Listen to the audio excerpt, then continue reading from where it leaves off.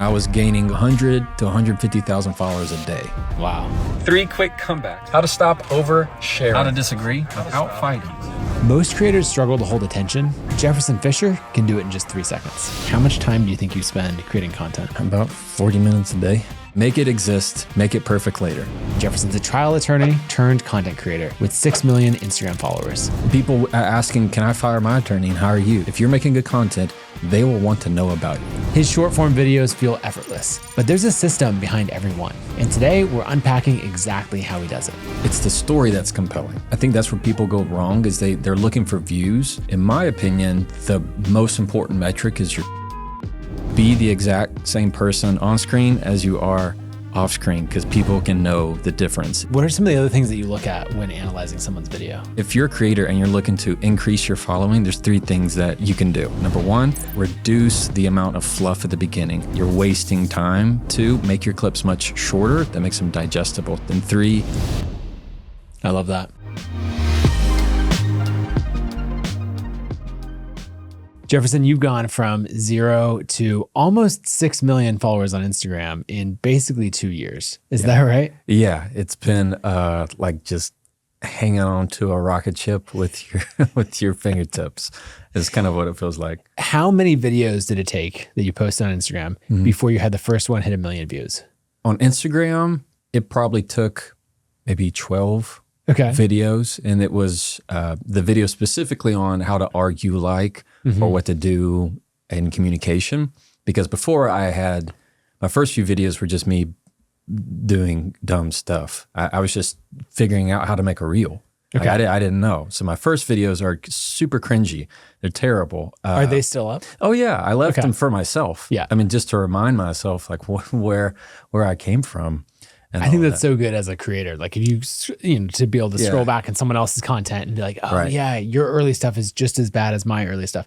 Like MKBHD, the YouTuber, has done a great example of this. Like you can go back to him and you can see him at like 14 years old on YouTube. Oh yeah. And they're terrible videos, but like you can see him steadily get better. Yeah. I mean, my first stuff, I Googled, how do you make a reel? Like, what do you do? I had no clue. And so this whole concept of just making these videos right now, they're not understanding what it took to get there. Right. I can barely look at these old videos. I mean, they are super cringy to me, but without them, I wouldn't be doing what I'm doing now. Yeah.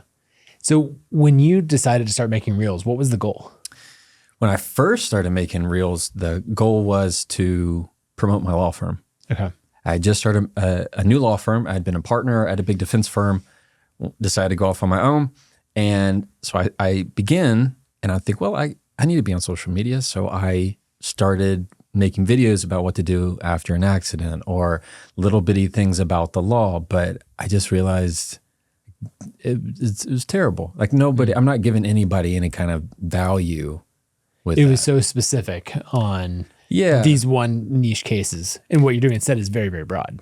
Exactly. Broadly applicable. Yeah. And I mean, it wasn't even so much the topic, because there are attorneys that are out there that do great content on legal stuff. It did not feel natural to me, because it felt more like I was selling myself. And it didn't fulfill me creatively, because I didn't feel like I was really helping anybody. I mean, the only time somebody needs a personal injury attorney is when they're in an accident, like the worst time ever. So what are you preparing them for? And instead, I thought, well, what can I do to help be at the dinner table? How can I be in their daily conversations? What can I give to truly just help them for no reason whatsoever? That's how it started. Yeah. So for someone who hasn't seen the videos, is there an example of a video maybe that's done really well, or something that you teach that would resonate that you'd share in that like minute clip? Yeah. Here's one that is typically does well, is how to handle somebody who belittles you. That's actually what I was thinking. Yeah. So my videos are less than a minute, and I always break them down into 3. So I'll begin with how to handle somebody who belittles you. Number 1, make them say it again. I mean, you're going to ask them to repeat it. It's like, when they belittle you, you're going to say, can you say that again? Can you repeat that? I didn't catch that. You're getting to say it again, because you're taking away that hit of dopamine, that response that they were wanting. 2, if they repeat it back to you, you then are going to ask a question of intent. And that typically begins with, did you mean? Like, did you mean for that to hurt me? Did you mean for that to embarrass me or upset me in some way? And 3, no matter what their response is, just let it go. Because what you've done is you're going to make them look like an absolute not nice person, while you're the one that doesn't have to hold the weight of the consequence of their words. Yeah.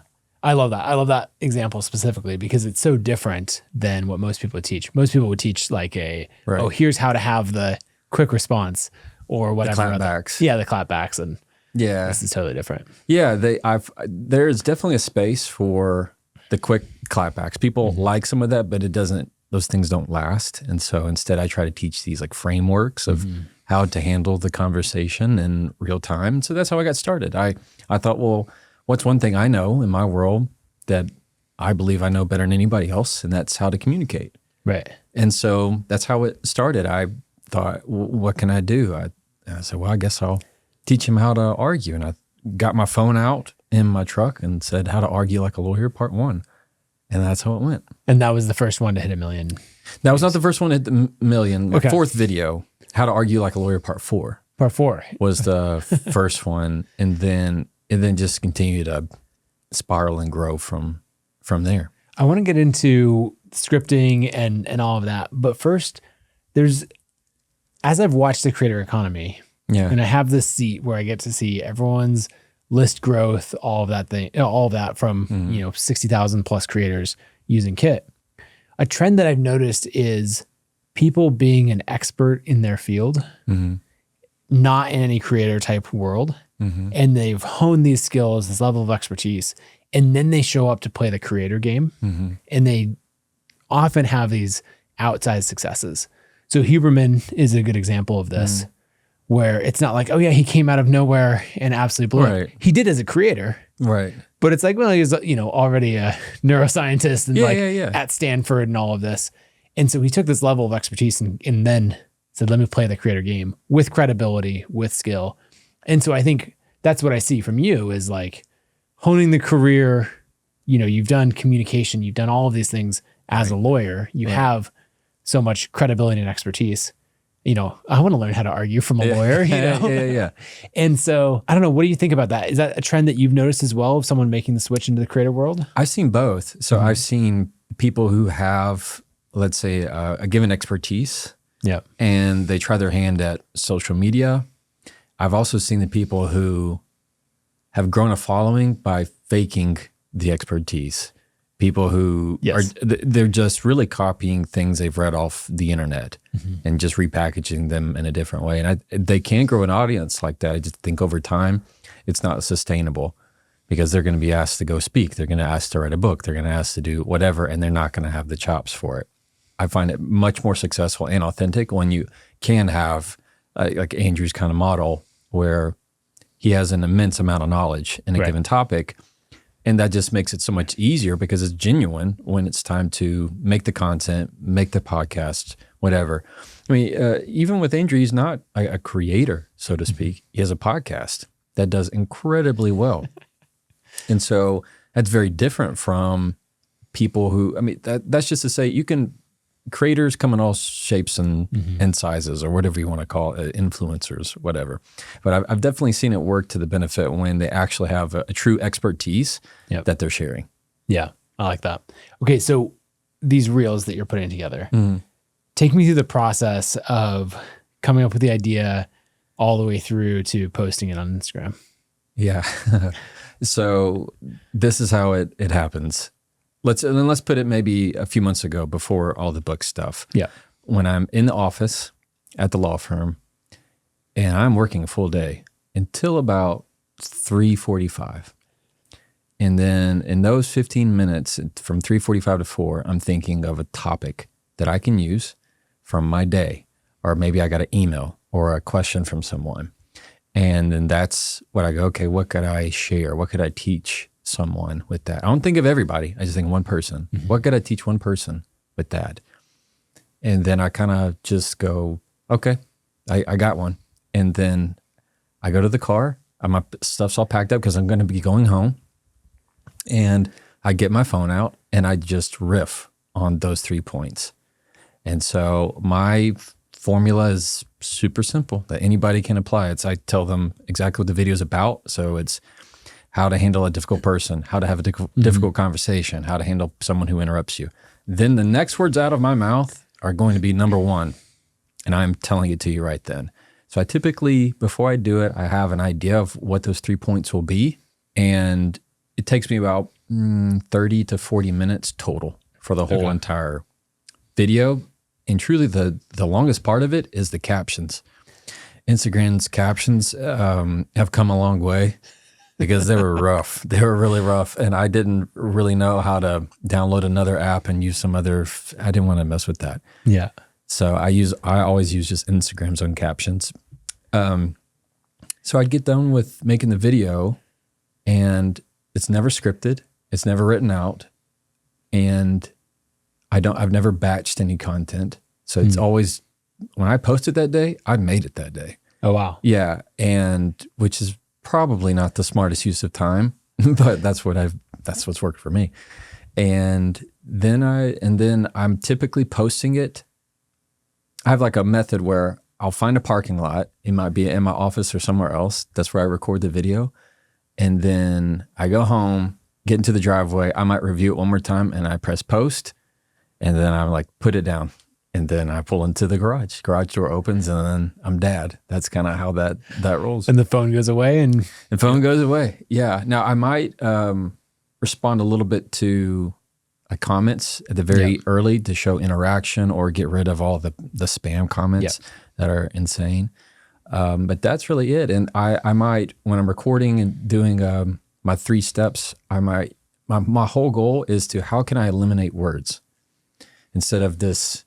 I know about how many seconds each point needs to have for it to be less than 50 seconds, 45 seconds or whatever. And then I would test, should I have a longer first point or a shorter first point compared to the second one? And I would test how long I would make them. And so, and when you're testing them, that's just comparing reel to reel. You're not running a split test. Nope. Yeah. I'm not doing a split test. And so, which probably would have been smart, but Nathan, I don't know this stuff. So so I would just, once I made a point, I might think, I think I like how I just said that. And I would tweak it to use that. So it takes a few takes. And also if I'm not feeling it, I don't do it. If it's not coming together, I don't do it. I mean, that's just kind of my mentality. If I'm having a hard time teaching someone how to do that, then it's not true to that moment and life goes on. So then are you doing it, like the final video, is that in one take or are you editing together the, 4 or 5 takes? Oh, I edit together. Okay. A few times I would test no points and I'm just going to say something for 30 seconds and be done and just riff off it from there. But I'm doing the swipe. I'm using my phone. I'm using my phone, this one right here, where I just do it in front of my face and I swipe it down. I might lean over to my side, swipe it up, swipe it down. And I mean, that's all I'm doing. So my transitions aren't anything crazy. It's just my phone swiping up, swiping down. Right. So then you were telling me that you can watch like a friend's Instagram reel or something like that. And they haven't posted it yet. And you immediately know, this is going to work, or that one's not going anywhere. Yeah. What are the things that you notice? The beginning, like in the first 3 seconds, what I see a lot with creators is they say something like this. I get this question all the time. What should you do? And you go blah, blah, blah, blah, blah, blah. Well, here's what you should do. Like they just wasted 7 seconds of time because they began with, I get this question all the time. I don't care. Number 1, no, you don't. Number 1 is, no, you don't. You're saying that. Probably nobody's ever asked you that. You're only saying that because you are afraid that you're going to start saying something and people aren't going to find you have any credibility. So they have this desire of, I need to say that everybody asked me this, so it looks like I have more expertise or I have more credibility. You don't need to do that. In social media, you just need to start talking. They will decide if you have the credibility or not. I mean, they will decide that for you. So you just need to start talking about it. So instead of this, let's say if it was one of my videos, if I said, how to talk in a podcast, and I swipe down, and the first swipe is, I do a lot of podcasts, and every time I get a podcast, I get these kind of questions, and here's what I've come up with. Number one, you've lost them. You've lost them. So a lot of the times I am shortening the clips. So saying you don't need to talk about that. It's like with juries. As an attorney, you might think that there's this piece of evidence that's really crucial. And you think like, oh, this is a really good point. They need to hear this. And then you talk to the jury at the end. You're like, how did this piece of evidence do? And they're like, it didn't do anything. No, that's not how we came to the decision. We totally disregarded that. We like this piece of information. And you're like, what are you talking about? So it just goes to show we're terrible at judging our own like subjective content. So what you're doing here is monitor or like looking at the video, how it resonated from a friend. The first thing is diving right into the content, like get straight to the point. What are some of the other things, especially in the retention? Because retention matters a lot on Instagram as well.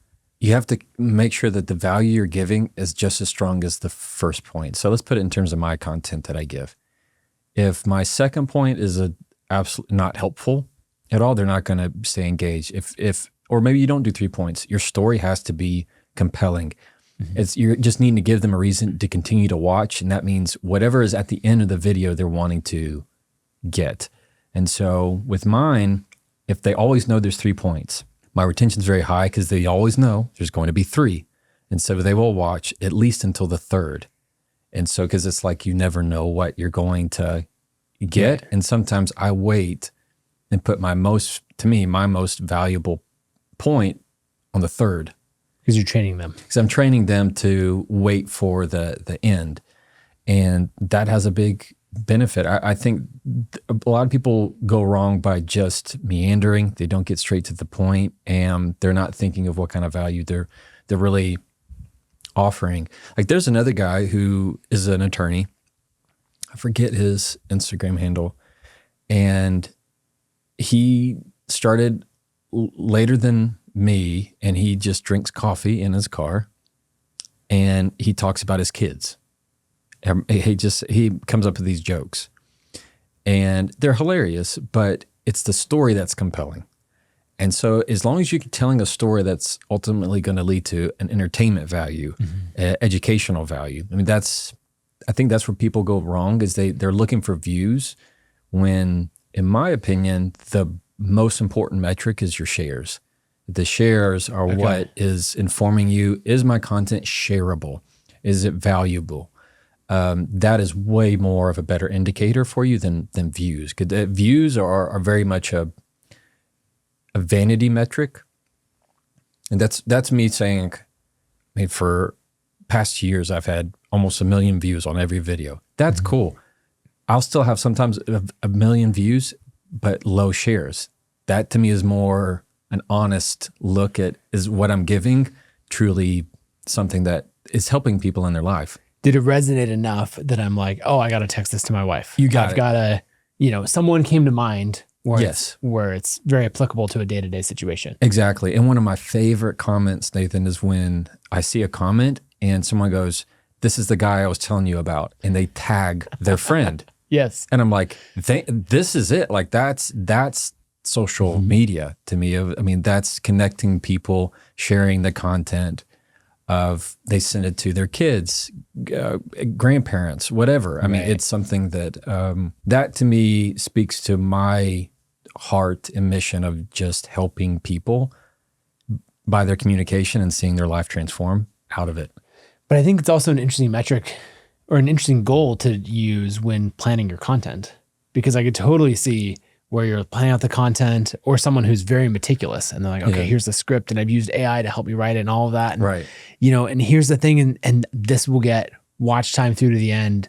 Yeah. And they could totally miss. Yeah. But is it useful? Is it shareable? Yeah. I find that there's a lot of danger in that. Now, trust me, I'm not saying that you need to do what I'm doing at all. And my stuff is not batched. My stuff is not thought out. I start the day, it's after lunch, and I still don't know what kind of video I'm going to make. I know I'm going to make one. What about? I don't know. I like that because it makes sure that whatever I'm saying is inspired by that moment. Right. And so I feel inspired by it. I feel excited about it and I want to share it. Versus if it's batched out for the next 2 weeks or you have AI help with X, Y, and Z, because then you set these expectations that you set yourself up to be disappointed possibly. You set your expectations of, oh, well, I'm expecting X amount of views and you don't get them, or you're expecting X amount of whatever and you don't get them. And that's easy to get down on yourself. But if you're just doing it in the spur of the moment, it's like, okay, didn't resonate that, but it's also, what are you doing it for? Because I might have a video that goes low, but somebody comments, I might be down on the video and say, man, nobody liked this video. Right. Somebody will comment, this is the best one you've ever done. And I'm like, okay, well, you know what? Like that's a healthy metric for me, as long as I'm going back to my very original goal. My point is, there's a problem when people feel like their views are entitled. They feel like they're entitled to the views. They feel like they deserve the view or the share or whatever. And that's a bad place to be in social media, when you feel like you're entitled to it. Yeah, that makes sense. I'm thinking about the videos being inspired by your day. Yeah. Do you think that your content would get worse if you stopped being a practicing lawyer and No, didn't have those day-to-day interactions? No, because I still have those memories of you're still dealing with, there's grouchy people all over the place. Because it's communication. Exactly. And so it would really only be your content gets worse if you decide to go live in the mountains in a cabin by yourself. Yeah. And you don't interact with humans. Exactly. If I just decide to become a hermit, then and not talk to anybody, it's probably right. But, I've had 10 plus years of trials in courtroom and have plenty of stories. So it's not like I always have something to draw from. And I think if I wasn't an attorney, it probably wouldn't be nearly as authority leading. Right. So I fully recognize that. Yeah. What are some of the other things that you look at when analyzing someone's video? Time. So shorter time. Because you can go longer than the 50 seconds, but you're really trying to keep them tight. Yeah. So you can go up to, I guess, what was it, a minute 30? Yeah. 2 minutes now on Instagram. I know and even TikTok they've made it longer. And that just depends. I think there's some episodes, there's some videos you can make that you do want to go a little bit longer, but I find that the shorter it is, the easier it is to digest, the easier it is to share. Like when I'm talking to a jury, I go in a rule of 3. There's 3 things I'm going to tell you about in this case. 1, 2, 3. Makes it easy for them to memorize. It's the power of the rule of 3. Well, I've been on a jury and it was a week-long case, and you're taking notes because you have no idea what's going to be important. All of this. Exactly. So if you tell me there's 3 things you got to know, I'm like, all right, 1, 2, 3. Okay, what are they? Yep. Exactly. And you've got my attention. Mm-hmm. Yeah. And that makes a big difference. You're trying to, in the legal world, it's like I have to take 40 books and turn it into 3 sentences. Like that's the goal. As an attorney, a trial attorney specifically, you have years of evidence, years of documents. I have this much of an attention span because somebody woke up and they're tired and they just dropped their kids off.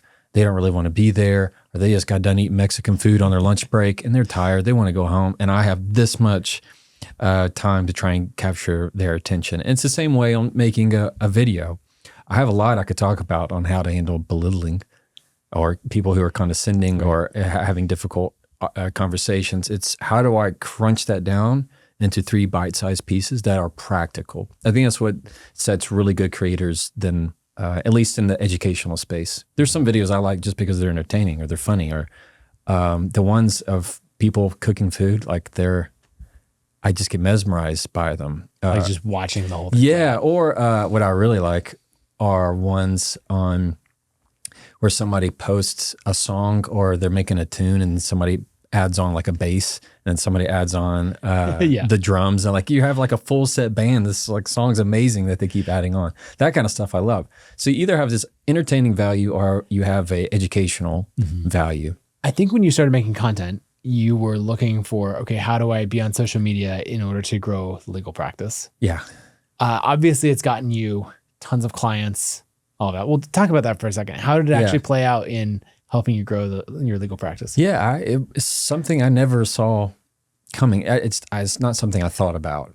And when I started posting my videos, I just was going to be excited that some people saw it.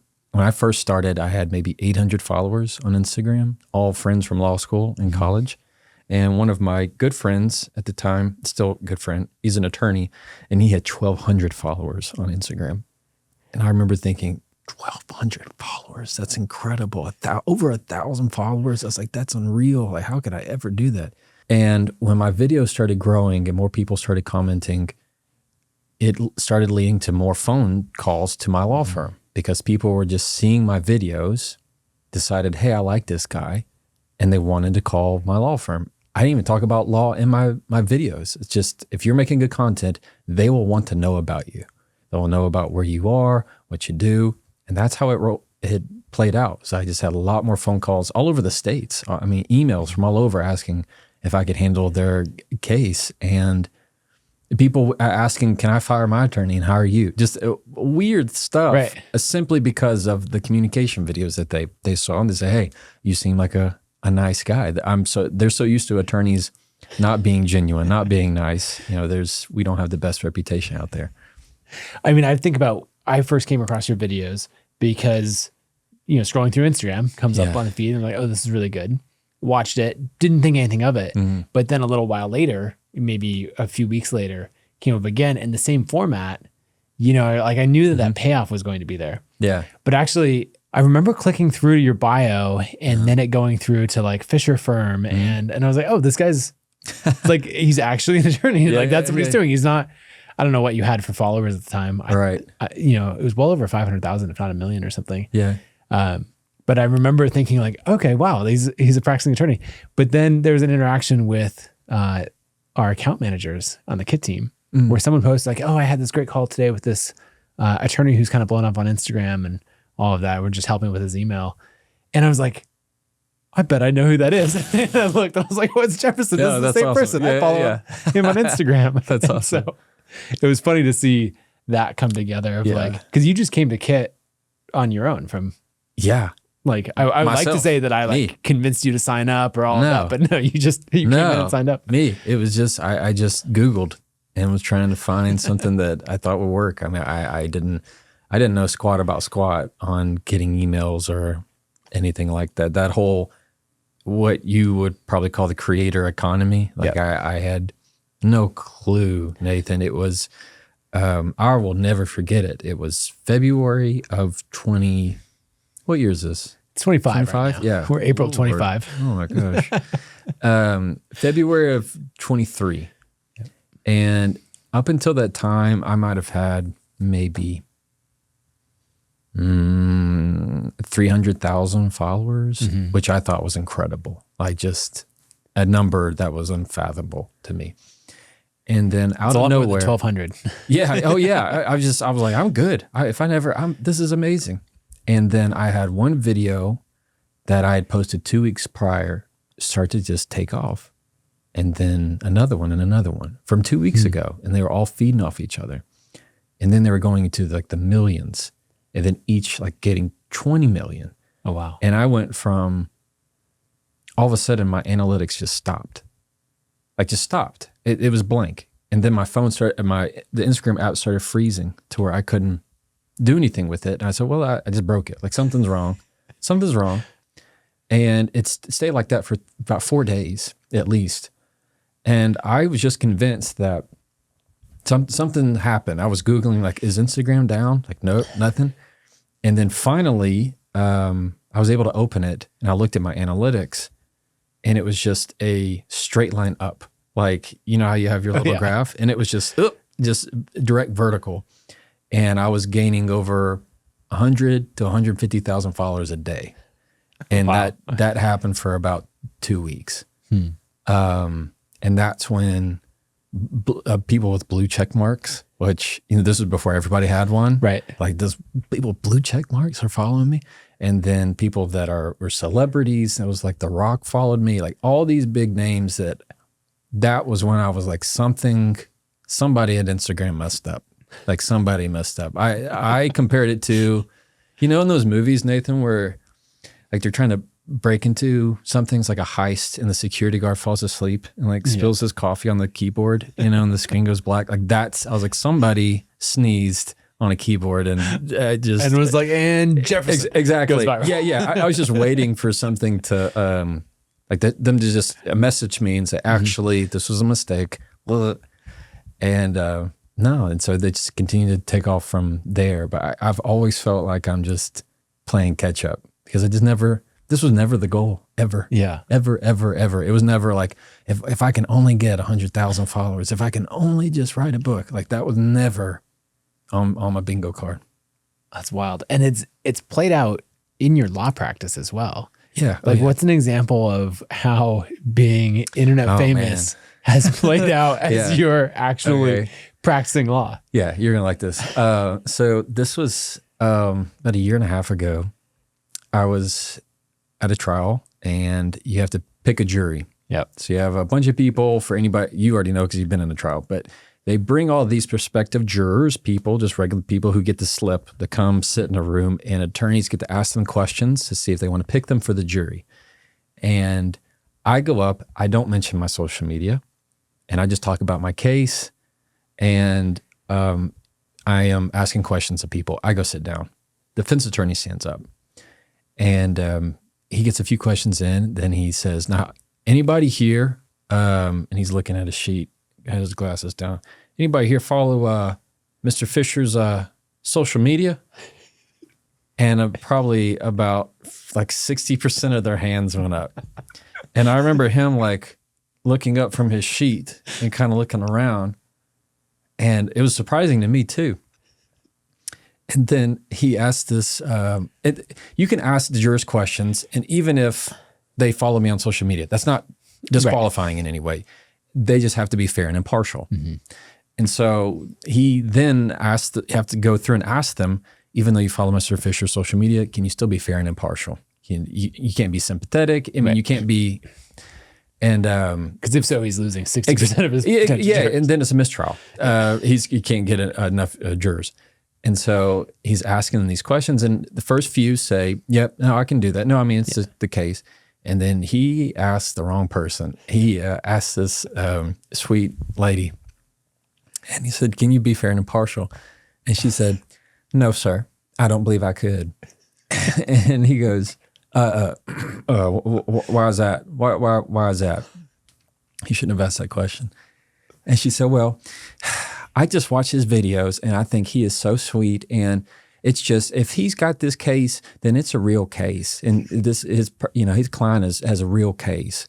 And then some other people like nodded, and he was just like, thank you very much. And like within probably 30 minutes, we settled the case. Like it was just done because the amount of people who followed. And Nathan, I would have never dreamed that.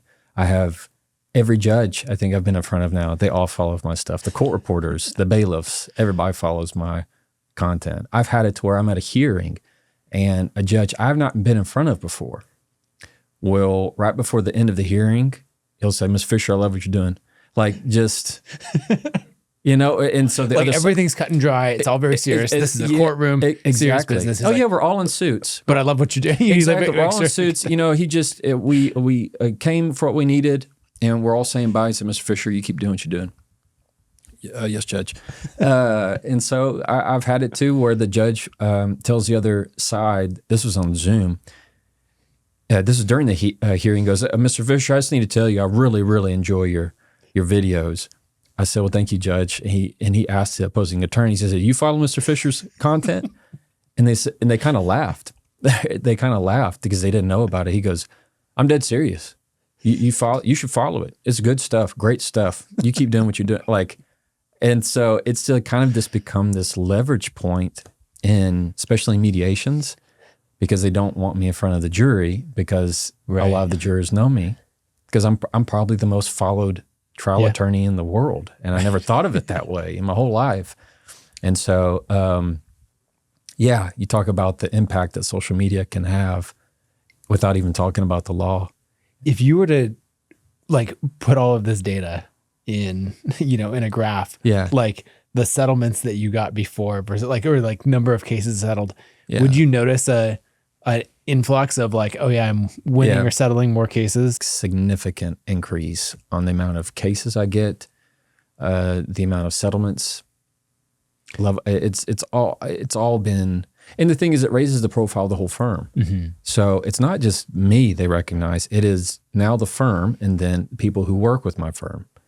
And there are other attorneys that work with me that they're the ones getting asked, well, what's Jefferson like? Or can you get him to do X, Y, and Z? Or it's just a weird world. Is there a point that you would become too famous, or this becomes too much of an advantage that it would get in the way of practicing law? Or is this like all upside?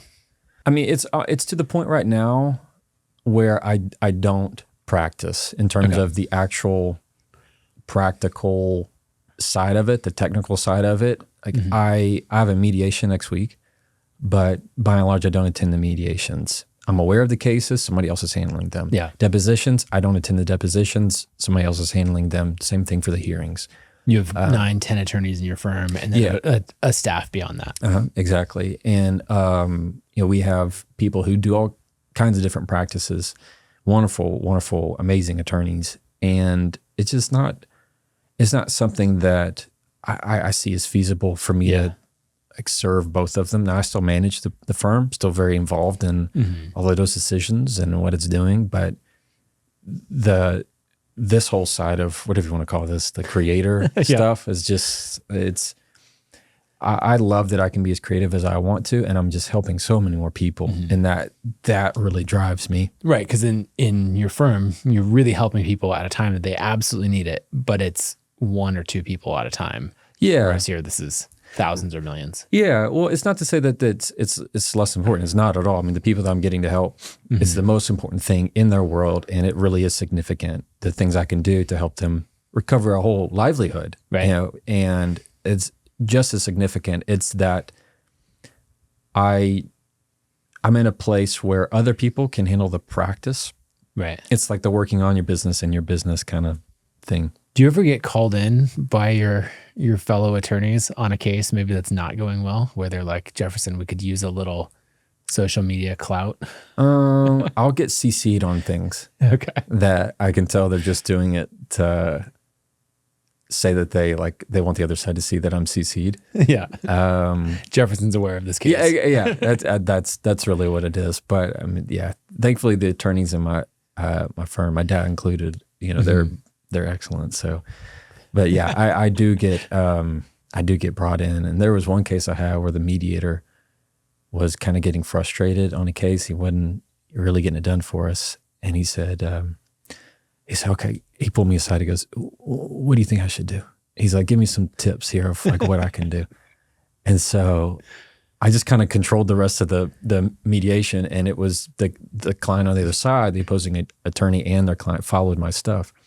And so it just is a different layer of credibility, to this it. moment where you're like, oh yeah, sure. Here, let's get up. I'll sit there. You sit here, and let's just lay it out. It'll be nice and fair for everyone. Exactly. Or the opposing party wants a picture.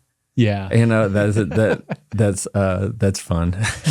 So I was like, yeah, of course I will. Yeah. It's just a different world that I never saw coming. And I know what I'm saying is all a position of privilege, in a sense that there are creators and people that I know that work tirelessly and they focus all about their content, and they have so much money tied into teams of their content and making sure everything is perfect, and they're still not growing as much as they want, or businesses.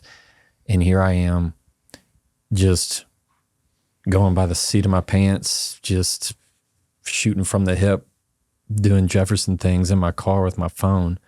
And I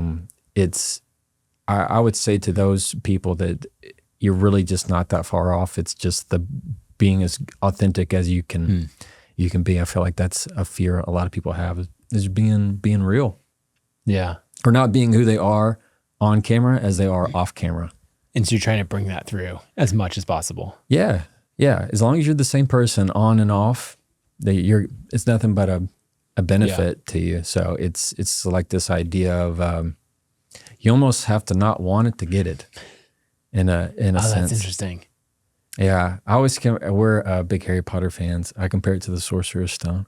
Like you have to not wanted to get it in the mirror. Yep. And so it's like that where I never wanted, I didn't start social media to get a whole bunch of followers. I never did this to start helping everything else in my world or write a book. And it's how it came about. I want to dive into the book and all that in a second, but like in a given week, how much time do you think you spend creating content?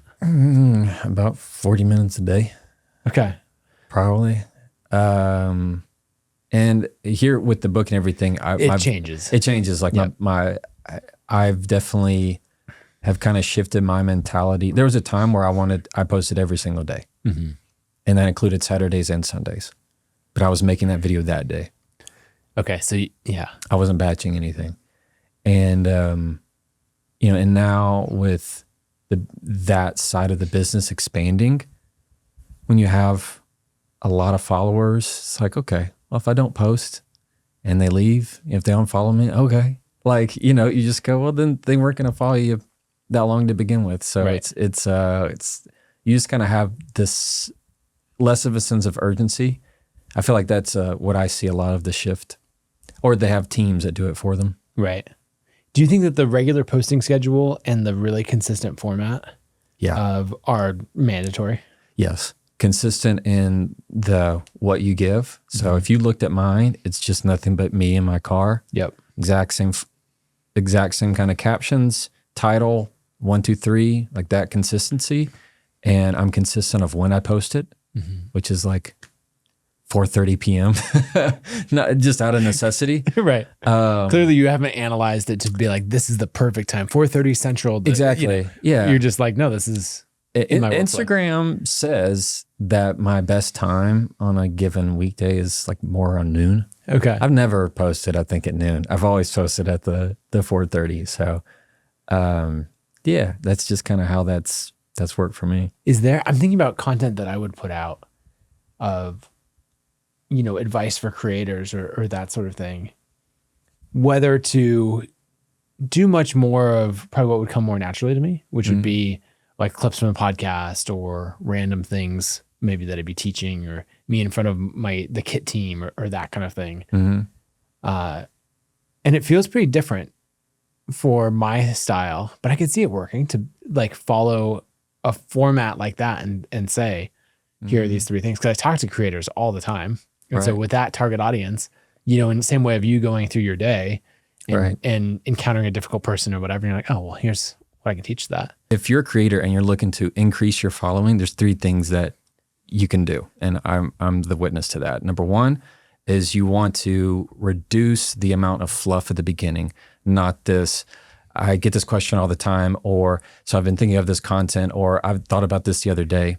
Eliminate that. You're wasting time doing that. 2, make your clips much shorter. That makes them digestible. So you're not thinking of words to add, you're thinking of words to minimize. And 3, be the exact same person on screen as you are off screen, because people can know the difference. And you're best to set yourself up now for being a real human than trying to pretend that you're not, and then people realizing that you're fake. I love it. Yeah. So, and then, so try that and follow me. Exactly. Yeah. With the hand and everything. Exactly. Yeah. The way that you did it. Yeah. I think there's so much stuff there. Let's talk about the book. So that whole thing. Yeah. That whole thing. How long has the book been out now? Mid-March. So almost a month. About a month. And then how many copies has it sold? How's the launch gone? I think we're close to 200,000. Wow. Yeah. For a newbie. Yeah. Oh my goodness. Yeah. It's gone incredibly well. So we did 10 cities. We sold out every one. Book signings take a lot more work than you think. Like it was wonderful. I loved it. I got to meet so many people, and that has probably been my favorite thing. Probably one of my favorite things I've done since I ever started. In person with everyone who's following content and being impacted. Yeah. Imagine like you were making content here at your home by yourself in your car. Right. Nobody's around you. You are by yourself in your car, the most intimate, alone, private space you probably have. You got kids. Yeah. All right. Your car is like your quietest place. And then you go to a place you've never been. For me, like LA or Chicago or North Carolina, South Carolina, it doesn't matter. And it's sold out of people that are there to meet you, 400, 500 people that are just lining up and waiting 2 hours just to say the nicest, most humbling things you've ever thought of. And they want you to sign stuff. And you go, where did all of you come from? Like, what are all you doing here? I did this, but I made this by myself.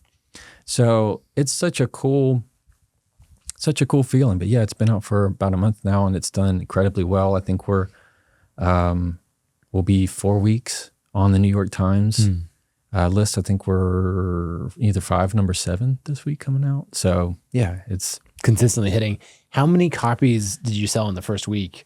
And like, where did that land you on the New York Times list? So the first week we did about 65,000 copies. That's insane. And it was nuts. Yeah. And then I landed at number 2 below Mel Robbins, which her book is on a different planet, not even different planet, different solar system.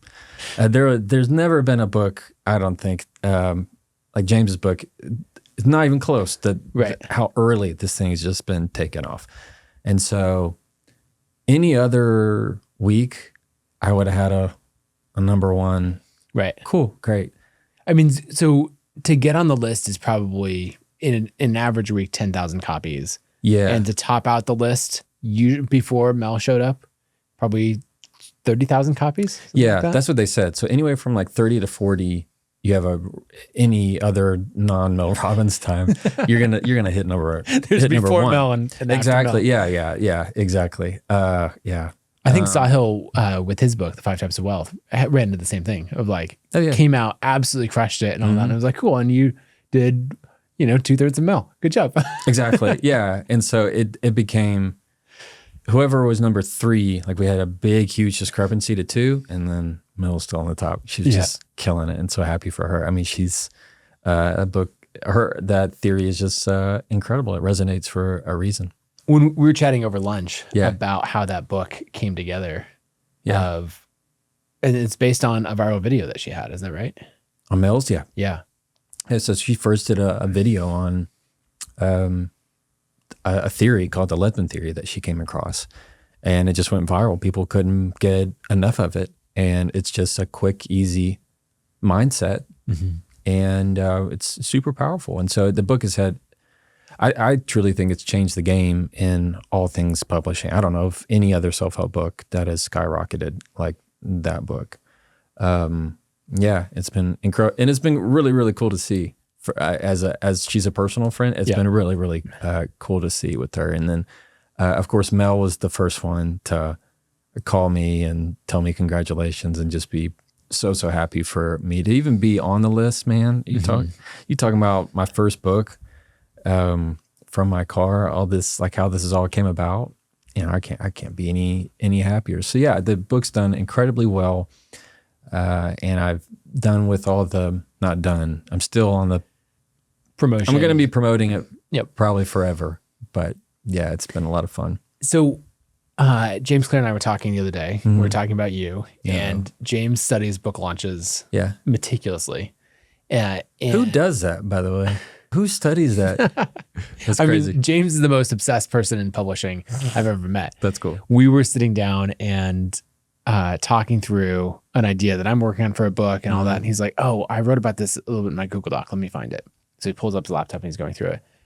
And he's scrolling and scrolling and scrolling. He's not finding the section that he's talking about. I'm like, James, how long is this Google Doc? And because I happen to see these on page 200 of 500. And I'm like, what is this? What is his word count? And it's like, and he, setting tools word count, it's like 225,000 words.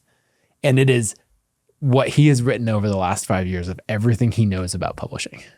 And it's just insane. Where like he's that obsessed. just anything about publishing. About publishing best-selling books. Like if you want to write a book that sells 1 million copies, this is, as he has studied it for years, this is everything he knows. Good for him. And so he's, as he has author's equity, he's publishing books himself, getting into all of that. But we were talking about your launch. Yeah. And he's been watching it from a distance, and he was saying like, there's a lot of things that are really interesting and done really well from cool. that. And so I'm curious, like, what are a couple of the things that, that you did in the launch that you're like, all right, I would definitely do that again, or recommend that another author author do? I'll say it like this. This is my first time ever doing any of it. So if it went well, it was by chance. You know, one is I did the long-term work of building an audience. 100%. And I don't think that can be overstated, of giving value for free without asking a thing for them. Mm-hmm. So the book was the very first thing I ever asked them, my audience, to buy, purchase. First time I'm ever asking them to open up their wallet and get something.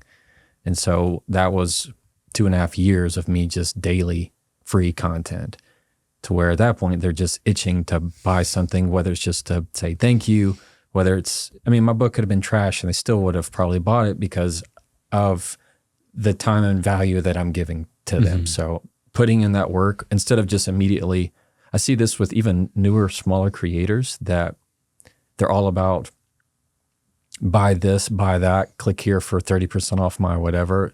I get it. I just would rather, you're going to build a longer, stronger, more loyal audience if you're not asking for anything. I think that's kind of Gary V's like jab, jab, hook kind of thing. You just give value, give value, give value, then you ask. And I never thought about it that way until now, really on the opposite side of this. 2 would be I paced when I talked about the book. So I had, the publisher wanted me to talk about the book, you know, back in like October, September, something in there. That's when I first said, hey, my book's coming out. It's coming out in March. So I had this huge rise, and then I stopped talking about it. And I paced it out until the end of the year. So when people are thinking about the holidays, they're in a more spending behavior. It wasn't me thinking of like spending behavior as if I'm like some kind of economist. It was just me like, hey, I think people will be more receptive to wanting a book. The vibes of the season. Yeah, exactly. And then I waited. And so I had another like big rise. And so I waited, and then until you're about a month out from the push. And that's when I told my audience, like I had a video that said, I'm just going to tell you right now, I have a book coming out in about a month. That means I'm going to be talking about the book a lot. And so if you know, that annoys you, that's cool. Just swipe. Don't worry about it. But no, this is what I'm doing, and this is why I'm doing it. And I'm doing it because I know it's really going to help a lot of people. I had more people buy my book from that video than from my earlier announcing, because it was just me being real with them of, hey, you're going to see me promoting my book. If you don't like that, don't worry about it. It's not going to hurt my feelings. Just scroll it. Like, and that right there was them going, I had so many messages from them saying, I'm buying this book because of that video. Like I've never had anybody be that honest with me in promoting the video. And I would tell them, like, I feel kind of weird promoting a book. It's my first time ever promoting anything. It feels like I'm talking about myself a lot. And I had nothing but just people saying, absolutely, promote it. We can't get enough of it. Make more videos on it. So those are the people that are my big, big supporters of the book and pushed early on. Yeah. So I would say that be real strategic with the timing than people who always talk about the book. Yeah, that makes sense. Were there any mistakes that you made, or things you're like, okay, that was a waste of time, I wouldn't do that again? If you want to be really technical about it, there might have been some podcasts that weren't going to push any books, but they were great conversations and nice people, and I was happy to meet them. So I would never say it was a waste of time, but just there's going to be certain opportunities that push the book and don't push the book. I was also in a very fortunate position that my episode with Mel, who has a huge podcast platform, went really well.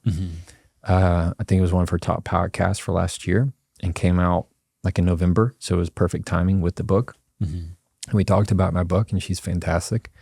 And then I had Diary of a CEO with Stephen Bartlett. Right. We also talked about my book, and that came out release day, launch day of my book, and that went viral. And so little things like that, I think of how to replicate that. I don't know, but those are the things I think that really moved the needle for me in terms of mistakes. I think it was really just more of a not knowing what to expect.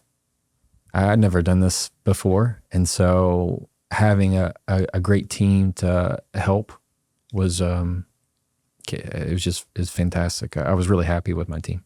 Yeah, that's awesome. So on your podcast, you take a very casual approach, but it totally fits your brand. Yeah, well, thank you. It's a very casual approach. I like how you say that. I had no idea how to do a podcast like most people, and I felt it even more of, no, I need to wait. I need to wait for my podcast until I have an amazing studio, or I have, a full team, or I need to do X, Y, and Z. And I thought, what am I doing? Just do the same thing you've been doing, man. Just make it a little bit longer. And so this was starting last year, maybe last July. Okay. And I got off Amazon one of those like suction cups that you can put on your windshield. I got 2 of them, one on one side, one on the other, like one on my window and one on the windshield. And I got another extra old iPhone. I like that it's an old iPhone. Not even a brand new one. And then I got like a lav mic that would plug into the phone. And so I thought, well, what if I just do the videos I do, but just talk about them a little bit longer and start with a 15-minute podcast. Mm-hmm. So take my 3 points and then talk about each of them for 5 minutes. And then you have time to tell a story or two. Exactly. And so that's what I did. I grabbed my phone, used a lav mic in my car, and then begin the podcast episode like that. And then just talk about my points, not have this whole big thing. And then at the end, I would take a question from somebody who emailed me or DM'd me. And I would say, Nathan up in Boise, Idaho, had this question. And I'd say, Nathan, great question, man. Let me tell you how I would handle that. And then and it was 15 minutes. And it went through the roof because everybody listened to all of it. And it was just natural. And it wasn't super highly professionalized. I don't know if that's the right word. I don't know words. Highly produced. There we go. And it worked. And so that's how I started in the podcast, just figuring out mistakes. Mm-hmm. And the music I have in the background is me and my best friend. So he has a music studio, and we wrote my little podcast, what do we call it? Theme song. Yeah, theme song. And so I'm on the drums, he's on guitar, whatever. And so that brings me a lot of joy. So that was just a way of just being proud of something that I'm creating and putting out into the world. And then at the end of December, I stopped and took like a 2-month break. And during that time, I had made a studio out in the back of we have a big metal building. Okay. And I made a little corner of it for a studio, and that's where I record some stuff now.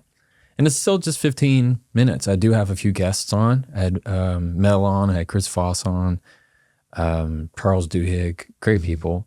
And yeah, I just built out that studio. The biggest thing with podcasts was just do it now. I read somewhere and I screenshot it.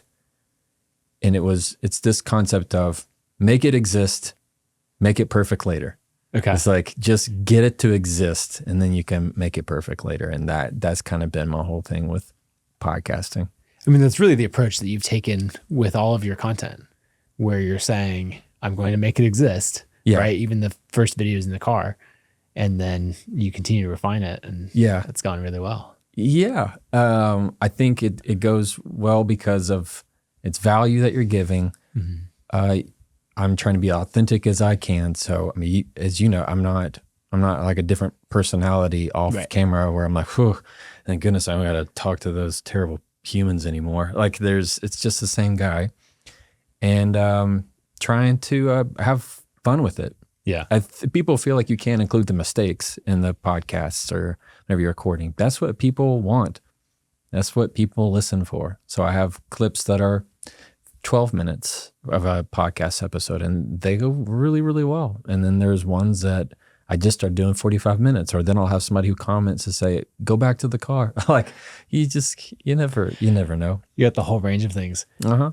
I mean, you have so much impact with your content. Like, even reading your book, there's so many things where I'm like, oh, I know how to apply this or that sort of thing. I want 2 things as we wrap up. The first one, I just want to hear about another time for you where like a door opened or something like that because of your content. Mm-hmm. And then after that, we'll get into a time that like your content has had an impact on someone that really matters to you. I've had it to where because of the content that I put out, I've had an influence on names that I have to keep confidential who have consulted me for conversations, difficult conversations that they have. People that I would never expect in a million years are asking me for advice. But it just goes to show a lot of people have problems with communication. I'm just going to assume that this is like former presidents, Yeah. Yeah. You don't have to confirm. Exactly. Yeah. Fortune 500 CEOs, big name people. Yeah. And it's wild. I'll talk to you about that off air. But that just goes to show you it would have never happened had I just got in my car and decided to be okay with embarrassing myself for a little bit. Like that's as simple as it is. Like I feel that I'll say this, where new creators go wrong is they can't get over the fear of that first video because they're afraid it's going to be bad. Newsflash, it is guaranteed to be bad. It is guaranteed to be cringe or terrible. And that's the point. Anybody who's ever been in social media, their first videos are terrible. Like we said, the YouTube creators, their very first things are terrible and they're meant to be so. And you have to get over the hump of being okay with that until you figure it out and start doing better. That's the only way you're going to do it. So really it's like when I first started making videos, my cringe videos of figuring out how Googling how Reels worked. When I pushed something out, I posted it for the first time. I remember like my heart, I just, because I put something out into the internet. What's it going to do? What's going to happen? And it's hard getting over that hump of people you actually know. Mm-hmm. Like it was much harder for me to post a video to 800 friends that I all know by name than it is for me to do it in front of now a whole bunch of strangers and people that I'll never meet. So that's the hump that they have to find a way to get over. I love that. Okay, what's a time that, or a story that you've heard back of your content impacting someone and like making a huge difference in their life? Oh, there's one that I love, love it. And it was a guy who lives in Texas. And he said, hey, I don't really do social media and I've never DM'd anybody, never messaged anybody before. Mm-hmm. You're probably never going to get this. And he said, I work for the state helping with parents that are kind of in the foster care system of trying to, people that are also getting divorced. How do you take care of the kids that are involved in these divorces? And he said, because of your techniques in handling conversations, I was able to get these parents to calm down and agree on something that's going to significantly make the kids' lives much better. He says, so just know that was because of your tips. And that always just hit me so hard because I'll never meet those kids. And the kids will never know me. And because of some tip I gave in my car, probably when I was tired, of making this video, could change the trajectory of this kid's life. I had one that a dad sent me yesterday. I put it up on my stories right now. Can I get it out? Yeah. Oh yeah. It meant so much to me. And I get these kind of things all the time. And they always start with, you're probably never going to see this. Yeah. Those are the ones that I read because those are the ones I find to be just so special because it's probably the first time they've ever reached out to somebody. This is one of my favorite ones. This was yesterday. Hey, Jefferson, I'm sure you get tons of messages, so no need to reply. I just wanted to take a minute and let you know that I shared your advice with my 8-year-old daughter. A girl was repeatedly giving her a hard time, and we discussed what she could do in those situations. She wanted to say nothing, but didn't like that after a week. We settled on, that didn't feel kind. Did you mean that to be hurtful? It worked like a charm after she used it just once. Best part, it felt like a true and honest statement to my daughter. Thank you for all you do. Like, what greater success could I ever hope for in life than something like that? Like, You just Like you just imagine that scenario of my kids are 13, 10, and 5. yeah, And so I see the interactions or I hear about the interactions they have at school or all of that. And they don't know how to deal with it. And you think like, okay, if I ignore it, it'll go away. right. All of that. Or they end up in a place where they're lashing out in some way. Yeah. And to just give that tool Yeah. to say, that didn't feel kind. Right. Did you mean for it to be hurtful? Yeah. Just that right there. Yeah. And it's like, I can't, what greater thing could you ever ask for? It's incredibly humbling, and it's hard for me to know what to do with that feeling.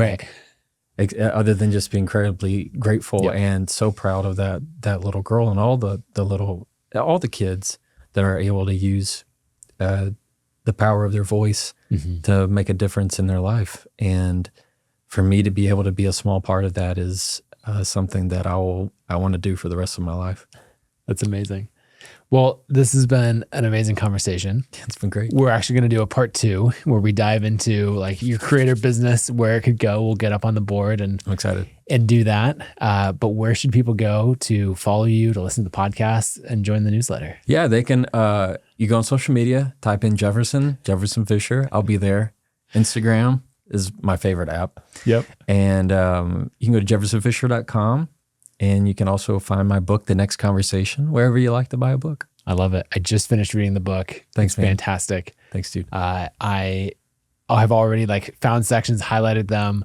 I'm trying to get my 13-year-old to read it because I think that he would really benefit from it. So, oh, cool. That'd be awesome. I'm honored, man.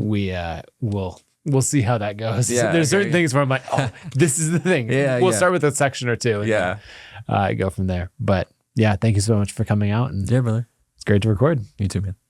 If you enjoyed this episode, go to YouTube and search The Nathan Barry Show. Then hit subscribe and make sure to like the video and drop a comment. I'd love to hear what some of your favorite parts of the video were, and also just who else you think we should have on the show. Thank you so much for listening.